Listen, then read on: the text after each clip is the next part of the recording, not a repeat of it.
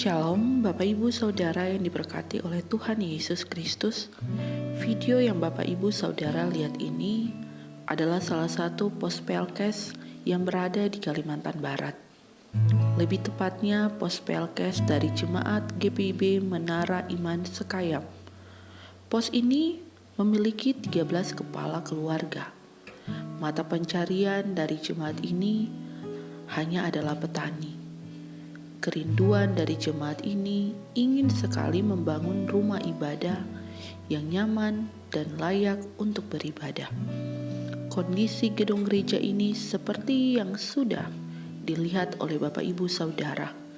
Atapnya bocor, kayunya juga sudah lapuk. Jika dalam kondisi hujan, maka majelis dan jemaat harus memindahkan kedua mimbar bahkan kursi jemaat agar tidak terkena hujan. Sungguh memprihatinkan. Jadi, dengan video singkat ini, semoga Bapak Ibu Saudara dapat tergugah hatinya untuk membantu dan menolong jemaat Tuhan yang berada di Pospelkes Roti Hidup Munyau. Kiranya Tuhan Yesus memberkati kita sekalian. Salam sehat untuk kita semua.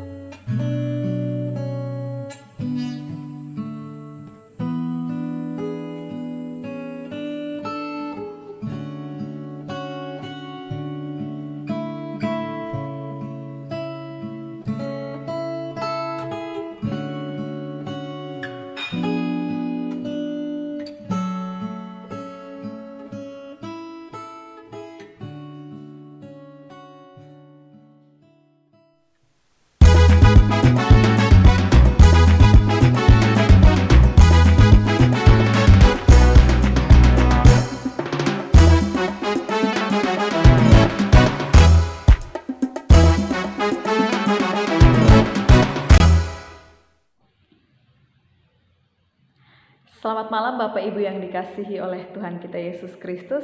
Salam jumpa bersama saya dalam program Night Call GPIB. Saya Pendeta Yuliana Wilhelmina Nenohai, Pendeta Jemaat GPIB Bukit Kasih Ranai Natuna yang bertugas di Pospelkes Bethlehem Tapau dan Pospelkes Siloam Batu Bijaya. Mengawali perenungan kita pada malam hari ini, mari kita berdoa. Tuhan yang begitu baik dalam kehidupan kami bersyukur karena Tuhan menganugerahkan malam hari pada hari ini bagi kami. Dan kini kami akan bersama merenungkan firman-Mu. Tolong kami dengan Roh Kudus-Mu ya Tuhan, baik anak-Mu sebagai pemberita maupun setiap kami yang bersama merenungkan firman ini, agar pemberitaan ini tidak sia-sia. Bersabdalah ya Tuhan, karena kami anak-anak-Mu sangat membutuhkan sapaan sabda-Mu. Dalam nama Yesus kami berdoa, amin. Bacaan kita dalam perenungan malam hari ini terambil dari kitab Keluaran pasal 32 ayat 21 hingga ayat yang ke-24 yang menyatakan demikian. Lalu berkatalah Musa kepada Harun, "Apakah yang dilakukan bangsa ini kepadamu, sehingga engkau mendatangkan dosa yang sebesar itu kepada mereka?" Tetapi jawab Harun, "Janganlah bangkit amarah tuanku. Engkau sendiri tahu bahwa bangsa ini jahat semata-mata." Mereka berkata kepadaku, "Buatlah untuk kami Allah yang akan berjalan di depan kami, sebab Musa ini, orang yang telah memimpin kami keluar dari tanah Mesir, kami tidak tahu apa yang telah terjadi dengan dia." Lalu aku berkata kepada mereka, "Siapa yang empunya emas haruslah menanggalkannya." Mereka memberikannya kepadaku dan aku melemparkannya ke dalam api dan keluarlah anak lembu ini. Demikian pembacaan Alkitab, terpujilah Kristus, haleluya. Jemaat yang terkasih, pemimpin dalam satu kelompok sangat penting perannya. Sesuai namanya, pemimpin, dia pasti memimpin, membimbing, memberi arahan, mengambil keputusan, memotivasi, sebagai penilai, sebagai hakim, sebagai pelatih, sebagai guru, dan berbagai kepentingan tugas seorang pemimpin. Yang kita baca pada saat ini ialah percakapan atau obrolan dua orang pemimpin. Musa dan Harun memiliki peran yang sangat besar dalam proses atau kejadian keluarnya bangsa Israel dari tanah Mesir. Dalam percakapan ini, walaupun Harun salah, namun masih terlihat Musa memberi respek dalam teguran itu.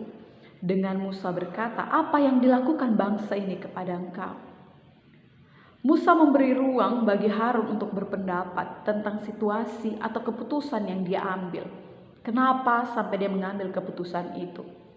Jika kita melihat track record Harun, bisa dibilang semuanya positif. Harun adalah orang yang sengaja Tuhan tempatkan di sisi Musa, yang dalam narasi Alkitab dituliskan sebagai kakaknya Musa. Karena Musa adalah orang yang tidak percaya diri, orang yang merasa tidak sanggup atau tidak cukup kompeten untuk berhadapan dengan Firaun. Sehingga karena dia tidak pandai bicara, maka Tuhan menempatkan Harun di sisi Musa untuk mendampingi dia. Namun ketika Musa pergi ke Gunung Sinai bertemu dengan Tuhan, Israel ketemu dengan kehilangan sosok pemimpin pada bacaan yang kita renungkan pada ibadah sebelumnya, maka mereka merindukan kehadiran pemimpin yang lain, dan pada saat itu Harun ialah pengambil keputusan. Dalam bacaan ayat sebelum bacaan kita, ataupun yang kita baca pada ayat 21-24 ini, terlihat alasan yang diajukan oleh Harun. Inti alasan itu ialah patung ialah cara Harun untuk membuka ruang kompromi antara dirinya sebagai pemimpin dengan bangsa Israel yang pada saat itu dipimpin. Patung adalah sebuah kepentingan moral bagi Harun yang sebagai imam pada saat itu harus melakukan sesuatu terhadap tuntutan umat yang kehilangan sosok pemimpin yang kelihatan karena Musa tidak ada. Patung ialah sebuah jalan diplomasi Harun kepada bangsa Israel. Dia berusaha untuk membuat jembatan, untuk menjembatani gap antara monoteisme yang dibangun oleh orang Israel, yang dibawa oleh Harun dan Musa, kepada bangsa Israel yang selama ini sudah hidup dengan konsep yang terpengaruh dengan ritual keagamaan orang Kanaan, yang harus memiliki Allah yang kelihatan dalam bentuk Baal ataupun patung yang disembah. Sehingga dalam usaha untuk menenangkan umat pada saat itu, Harun harus mengambil keputusan. Sehingga di dalam sidang yang mereka lakukan bersama, kemudian Harun memutuskan untuk membuatkan patung bagi mereka. Namun patung ini ditujukan bukan untuk penyembahan kepada Baal, tetapi patung ini sebagai sebuah ikon yang menuntun umat untuk beribadah kepada Yahweh. Jadi mereka tenang, ada pemimpin, dan mereka melihat itu sebagai Yahweh. Itulah kenapa pada narasi ayat sebelumnya kita melihat Harun membuatkan mezbah persembahan yang diletakkan di depan patung anak lembu emas yang dibuat oleh Harun. Nah, jemaat yang dikasihi Tuhan, ini adalah jawaban atau penjelasan dari Harun yang menunjukkan bahwa hidup ini memang pada akhirnya tidak hanya sekedar hitam putih. Benar diambil, yang salah dipotong dan selesai sampai di situ. Ada titik di mana orang harus bijak, dan kebijakan itu membuat dia berkompromi. Dia dan berusaha untuk mengambil jalan yang protesan atau sanggahan kepada Harun. Jadi tampak bahwa ada kenyataan yang disajikan bahwa setiap orang berpeluang untuk melakukan kesalahan. Ketika berada pada lingkaran tanggung jawab yang besar, timbul juga tekanan yang besar, yang memungkinkan orang harus mengambil keputusan yang sulit. Dan terkadang ada banyak peluang untuk salah mengambil keputusan karena pertimbangan yang begitu banyak. Nah, jemaat Tuhan, namun apakah benar tindakan Harun? Tetap salah apa yang dia lakukan itu. Walaupun Harun tertekan, benar bahwa itu keputusan bersama atau keputusan karena desakan umat.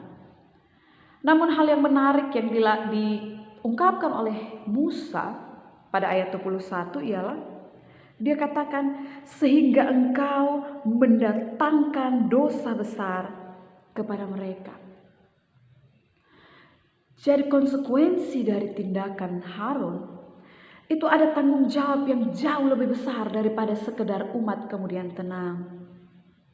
Hasil kompromi dari Harun yang menenangkan umat ternyata membuat sebuah hal yang lebih parah, mendatangkan masalah yang lebih besar. Allah murka pada bacaan sebelumnya yang berhasil ditenangkan oleh Musa. Namun ketika kita membaca selepas dari bacaan kita pada saat ini, ribuan orang mati karena mereka tetap terjebak atau terjerumus di dalam penyembahan berhala.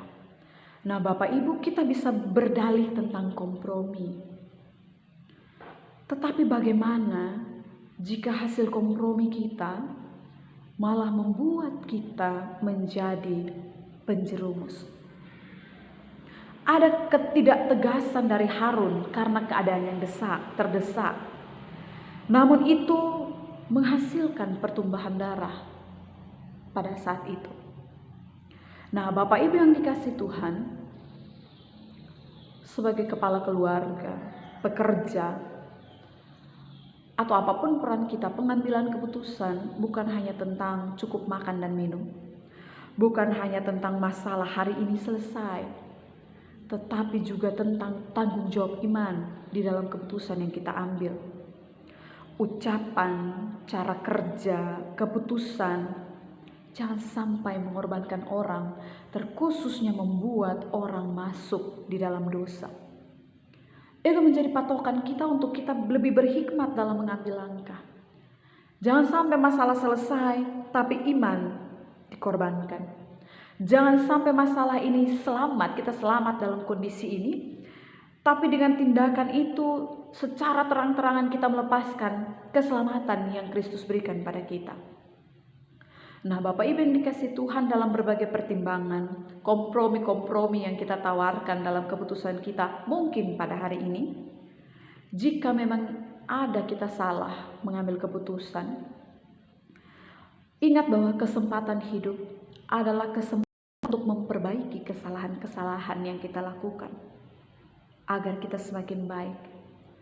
Maka biarlah kita berdoa, mohon hikmat Tuhan, mohon kesempatan dari Tuhan, agar kita bisa memperbaiki kesalahan yang kita lakukan, agar kita tidak memberikan dampak buruk yang jauh lebih besar dalam kesempatan kita mengambil keputusan. Percaya, Tuhan pasti pelihara. Tuhan mau kita berbuat yang baik, Bapak Ibu. Jadi dalam keterdesakan kita, tidak mungkin Tuhan hanya membuka jalan keluar yang buruk bagi kita. Jadi mari kita terus mendekatkan diri pada Tuhan, memohon Tuhan memberikan hikmat dalam mengambil keputusan, dalam setiap kompromi-kompromi yang kita usahakan dalam kehidupan ini, agar sekiranya dalam terang kasih Allah, kehidupan kita semua baik, kita semua hidup, dan kita semua sungguh selamat. Selamat berefleksi dan menutup hari ini dalam sukacita, pun juga di dalam doa kepada Tuhan untuk senantiasa memohon pimpinan Tuhan dalam kehidupan kita. Tuhan memberkati kita. Amin. Mari kita berdoa. Bapa yang terlalu baik dalam kehidupan kami, terima kasih untuk kesempatan merenungkan firman-Mu. Ajarlah kami Tuhan, agar ketika kami menghadapi realita kehidupan kami yang penuh dengan tekanan, yang membuat kami tidak boleh kaku dengan berbagai aturan, kami tetap ingat bahwa kami tidak boleh melepaskan keselamatan. Terlebih Tuhan, ketika kami melakukan kesalahan, tolong kami agar kesalahan kami tidak membuat orang lain merugi, tidak membuat orang lain berdosa, dan tidak membuat murka-Mu turun tidak saja atas kami, tetapi kepada orang lain. Ampunilah segenap kesalahan yang kami lakukan pada hari ini, namun biarlah Tuhan kembali memberikan kami kesempatan untuk memperbaiki diri, memperbaiki kesalahan dan kehidupan kami semakin dibaharui Tuhan dan semakin berkenan kepada Tuhan. Kini kami akan beristirahat, Tuhan tolong pelihara kami, jaga kami pada malam ini, sehingga biarlah besok Tuhan perkenankan bagi kami, agar kami memulai hari yang baru, kesempatan yang baru. dan sukacita dan iman yang senantiasa bertumbuh kepada Tuhan. Berkatilah pribadi kami, hasil kerja dan perjuangan kami pada saat ini, keluarga kami yang bersama kami jauh maupun dekat, persekutuan kami. Kiranya Tuhan menolong kami agar di tempat di mana Tuhan izinkan kami hadir, kami boleh menjadi saluran berkat Tuhan. Kami naikkan doa ini dengan penuh iman dan penuh syukur kepada Tuhan dalam nama Yesus Kristus Tuhan dan Juru Selamat kami yang hidup. Amin. Demikian renungan kita pada malam hari ini Bapak Ibu. Tuhan Yesus memberkati kita sekalian.